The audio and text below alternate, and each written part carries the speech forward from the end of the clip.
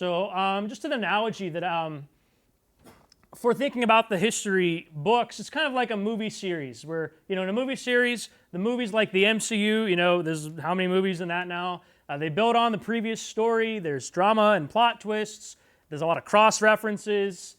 There may be fallen heroes and redeemed villains. And in the same way, all these books in history in the Bible, as they show the human side of humans and the broken side and the victorious side and more, it often builds on the previous story from other books. There's cross-references. There's a lot of drama. There's plot twists. And there's some fallen heroes and some redeemed villains in there. Little analogy for you. If you're still with me, say, huh? Okay. So it's kind of like a visual. You think about like storytelling, and you may have different opinions on storytelling, and if you like it or if you don't, and you kind of see this pattern repeat in these books of the Bible.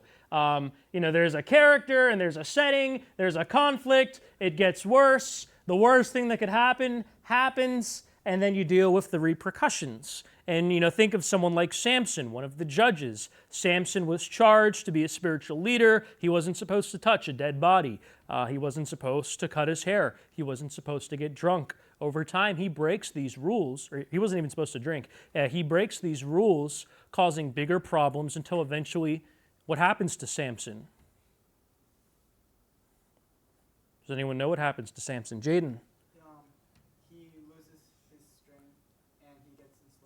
Yeah, so Samson, he had the supernatural strength from the Holy Spirit, but he falls for a bad lady. His hair gets cut, which wasn't supposed to happen, and he loses the strength, and then he actually gets captured by the enemy, and then he gets blinded. But over time, his hair grows, his strength comes back, he has a repentant heart, and God's able to use him one more time to defeat the enemies of Israel, some really nasty people. You see it in Ruth's life. Ruth, her husband died, and she doesn't really have anyone except for her mother-in-law, and so she moves into a brand new country, and has to pick up grain. She doesn't have a job, she can't work, and then she meets this guy, and it builds to this point in the story. I guess this isn't a bad one, but the thing is, like, is it going to work with this guy? Is it not going to work with this guy? And it ends up working out, but then there's a problem, like someone else is supposed to marry her, but then he isn't going to because he's already married.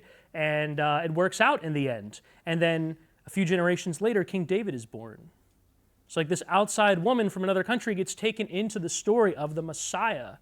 That's same with Esther, same with David, all these different people. So it's kind of cool when you look in the history books of the Bible to see how these stories build. And a lot of times we can see our own characteristics in these people and how God uses them despite their brokenness and how he can use us despite our brokenness.